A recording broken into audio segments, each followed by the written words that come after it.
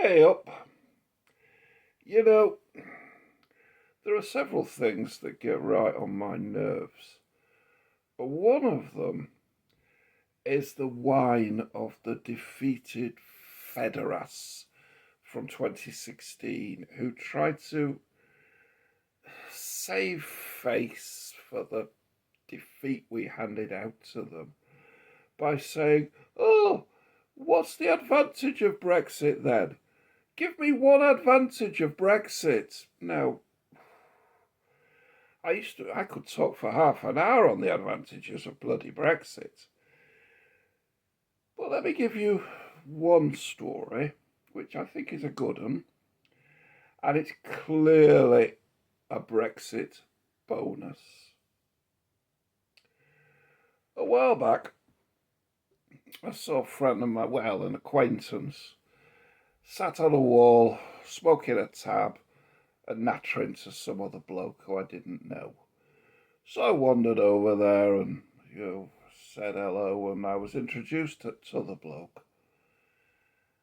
And I was asked what I was doing for a living. I said, "Oh, I'm retired. I don't bloody do a thing." And my friend replied, "Well, you never did very much to begin with, did you, Ken?" Which is true, Work is the price you pay for your money, and the idea is to get the maximum amount of money for the minimum amount of bastard work. So I asked the fellow I didn't know what he did, and he said he worked in a warehouse. He was a warehouse man. And my mate chipped in to say, "Amazing story that he got the job as well." Well, I like hearing amazing stories, so I asked him to tell it. The guy had been released from prison.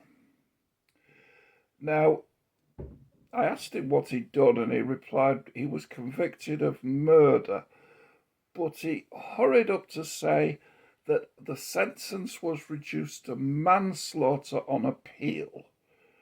Nevertheless, I think Mr. Retired Murderer has a nice ring to it, as opposed to retired manslaughterer, so I called him Mr. Retired Murderer.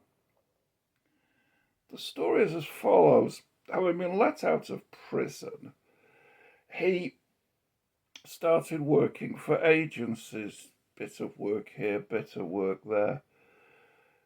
And for a time it was all right until they found out that he was a retired murderer, and then they told the agency that they didn't want him again, so it went on and on.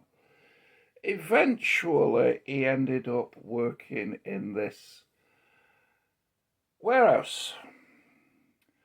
Now, he'd been there a couple of weeks, and the outfit said, "Would you like to come cards in? Work for us instead of the agency?" Well, obviously he would.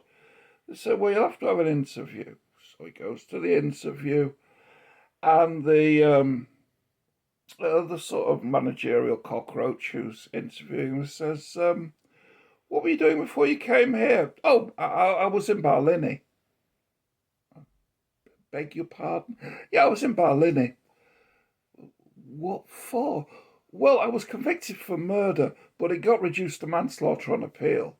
"Oh, and I don't do that anymore." "Oh," said the manager. And would you believe it, that was the end of the interview.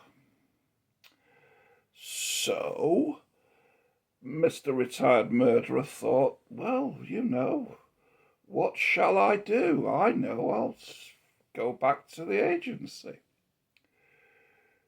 But a week later, he got a phone call from that warehouse telling him that he should come back for a second interview because he'd passed the first. No, I don't believe it either. I think they were bullshitting. Anyway, he goes back to the interview, which again only lasts for about 2 minutes. And eventually a weary voice says, "Okay, you can start on Monday." So he did. And when I met him, he'd been there for, 6, 8 months. And, doing his hours, getting his money. What's this got to do with Brexit? Yeah, well, it turned out that thanks to Brexit, the management could no longer pick and choose workers. When we were in the European Union, there was a ready supply of Poles, Romanians, all the odds and sods of Europe. They would come to Britain, they would improve their English, and then they would apply for jobs higher up the scale. So what this meant was that the warehouse was constantly in flux, but it had a constant supply of labour, and they could pick and choose the labourers they wanted. Thanks to Brexit, that's no longer the case. And management take what they're given and bloody well like it. And if that means that the only person who's willing to work that ball-breaking job in that warehouse is a retired murderer, then you give the retired murderer the job.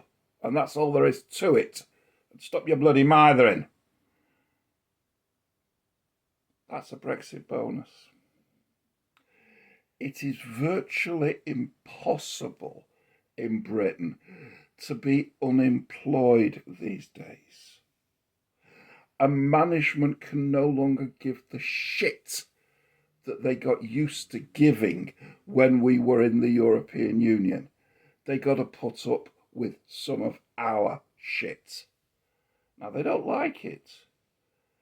But if the only game in town are people like Mr. Retired Murderer, then you take him.